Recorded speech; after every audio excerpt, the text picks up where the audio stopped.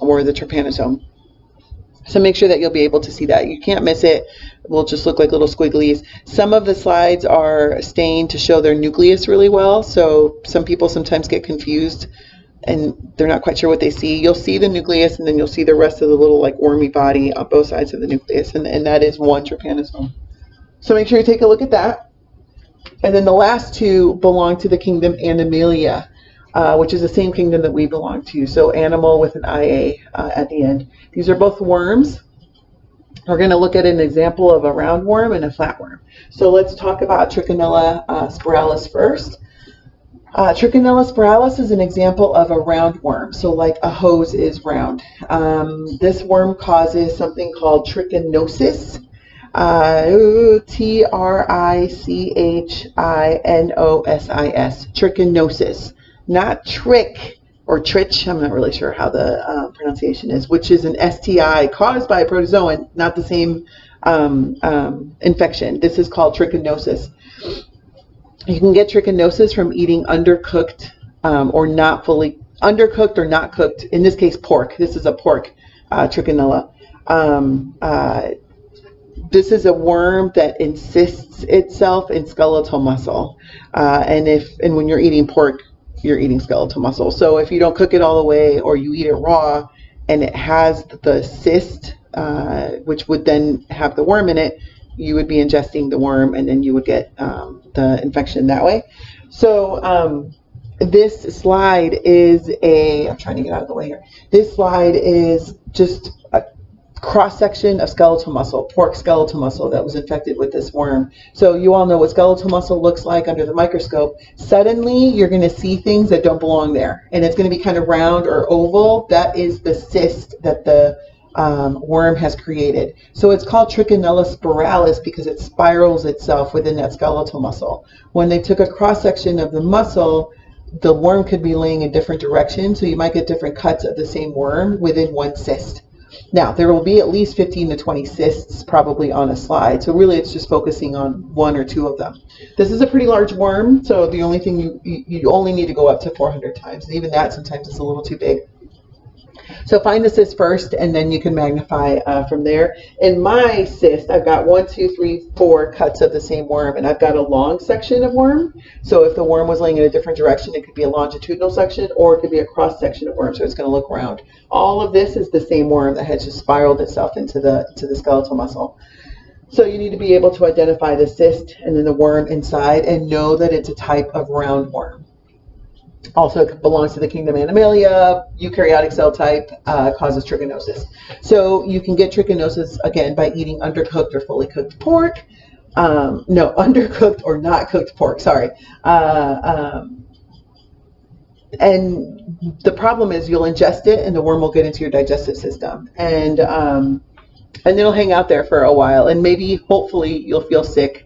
And go to the doctor, and it'll take a while likely to discover that you have a roundworm, and they can give you medicine for that to kill the worm. But if you don't get medicine, or for some weird reason your body doesn't react to the fact that you have this foreign worm in your gut, the worm will eventually, because it doesn't want to live in your gut, it wants to live in your skeletal muscle, so it'll eventually crawl out of your esophagus, crawl into your trachea, and then get into your skeletal muscle that way. And once it's in your skeletal muscle, you can't get rid of it. So you can only imagine how painful that must be to have this worm just kind of spiraling and making its little home within your skeletal muscle. So it's not something that you want to get at all.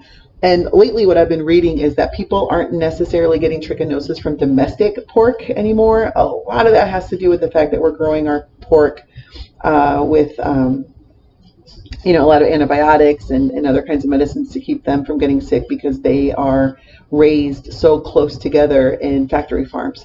But people are now getting trichinosis from eating undercooked or not cooked at all wild boar and bear. So wild boar is an invasive species, especially in the southeastern part of the United States, and I think it's open season for wild boar at any time. So people have these hunting parties and they go hunt wild boar.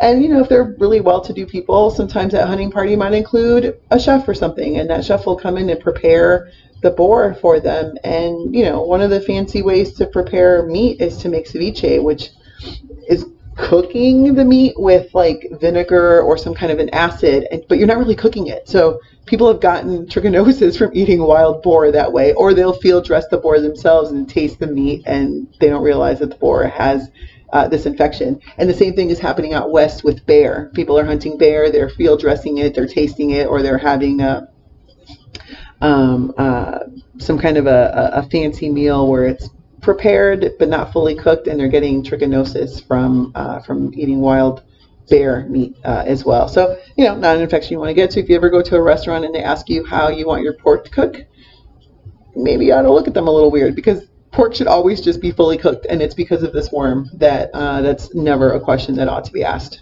to you. Okay, last but not least is the Taenia pisiformis. This is an example of a flatworm, like a piece. This is a tapeworm.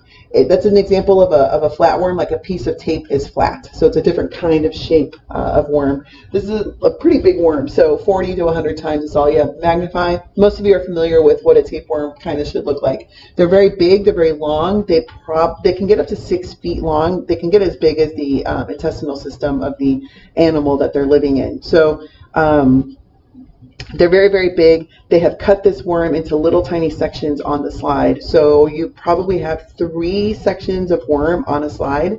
What I want you to do is find the smallest section. So before you even put it under the microscope, find the smallest section of worm, and then one end of that section has the head. And on the head, you'll get to see these things that look like eyeballs, but they're really suckers. So you can't really see this unless you close the diaphragm lever all the way. You want it to be as dark as possible in there.